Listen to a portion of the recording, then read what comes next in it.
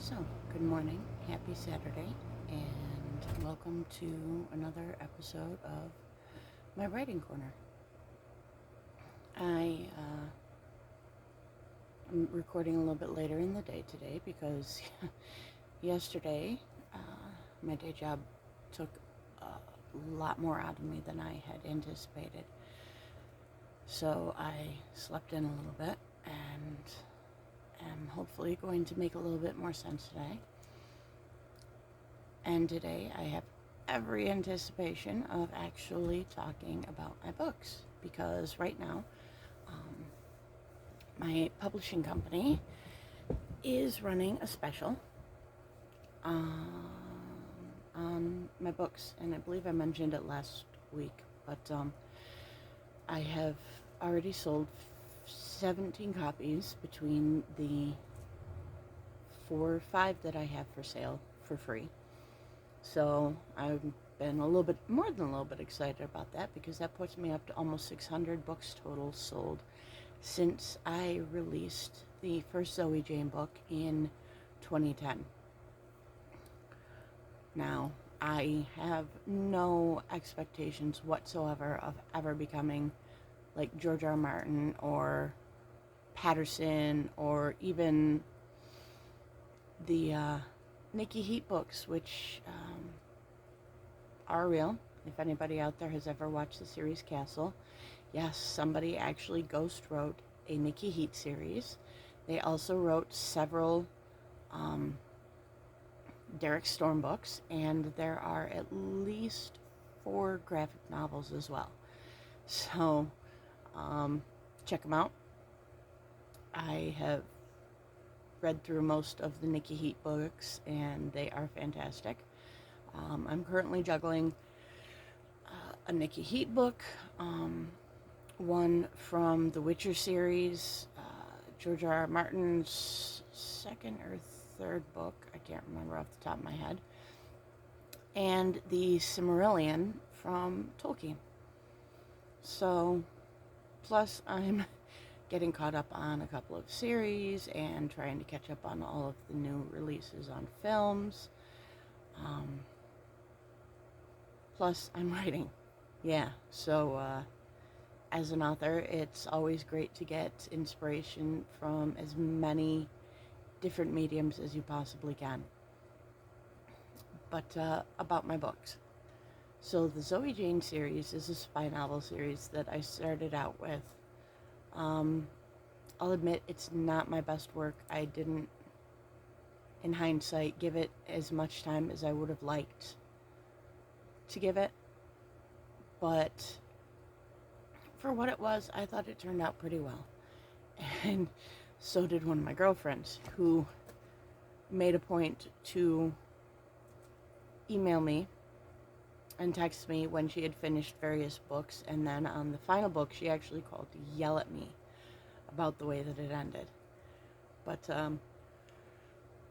my goal, if I ever finish my current Way of the Fist series, is to go back and do a sequel series to the Zoe Jane books, because there was one character that I was really starting to like. I created him for the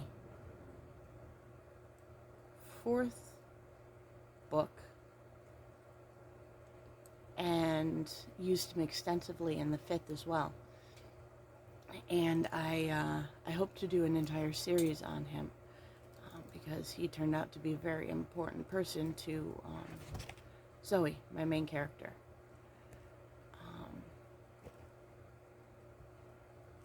But I don't want to give away too much, so I will just give you the premise. Into Darkness, the first book, is she comes back from working for the government and reconnects with her high school sweetheart. Problems ensue and are somewhat overcome, which leads to her fleeing from custody. You'll have to forgive me. This is Ivy. She is my rageful little killer kitty who loves to get into trouble and is the reason that this video is going to be so jumpy. But I suck at editing video. I have no idea how to do such things, so I don't know how to edit audio either, so I just tend to post it as it is. Because, I mean, it's not like that many people watch this, and nobody's going to get upset or offended if it's a little bit fuzzy or bumpy or what have you, because, that's just life. And as a writer, when things go wrong, we have a tendency to just pick ourselves back up, holler plot twist, and move on. But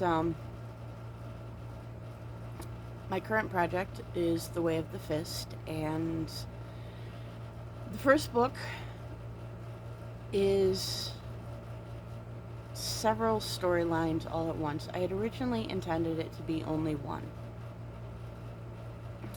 I was going to follow Blythe and her childhood companion Mythos as they travel the world and ingratiate themselves to various and sundry people in the world, and just how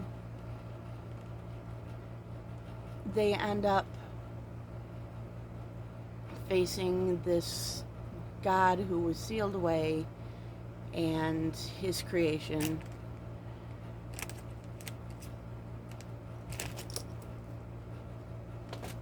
and how they face him and handle it in the end. But as I started to read, as I started to follow George R.R. Martin's books, as I watched Game of Thrones, as I even ran a D&D campaign, different characters presented themselves to me with their own storylines, with their own part to play in the final books. And it expanded a lot. So the cover art of the first book has Blythe, Mythos, and Jamian right in the center of a whole big mess. There's an elven civil war going on. There's a monster invasion of their country that requires the attention of the royal family, and Mythos ends up going to battle. Blythe, as a woman, regrettably, ends up with the princess, as I'm not going to reveal much more than that, but there is a reason. And she ends up playing a different part than what I had originally anticipated her to play. Also, I follow the characters in the Elven War and how they handle things.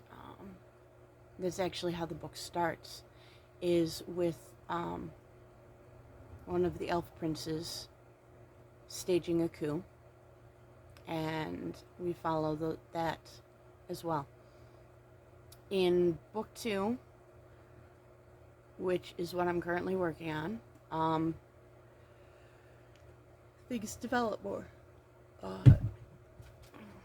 The war between the two brothers in the Elven Kingdom escalates and reaches its conclusion. Mythos, Blythe, Laerin, and Jamian are sent to another country to enlist aid from a potential ally. Kaelin, the Elven princess, is sent far away from the Civil War and starts to make a name for herself in her own way. and Isadora and Prince Gordon are at home and encountering their own challenges with an arranged marriage for each of them, with the hopes that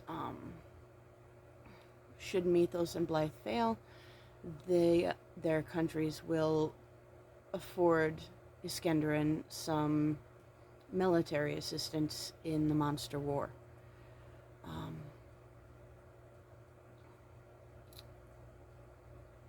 And then, of course, we also follow the soldiers that Mythos and Prince Gordon leave behind for the defenses in the monster war at that point.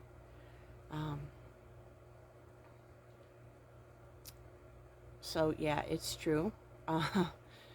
As a writer, it is difficult to talk about, what I'm working on.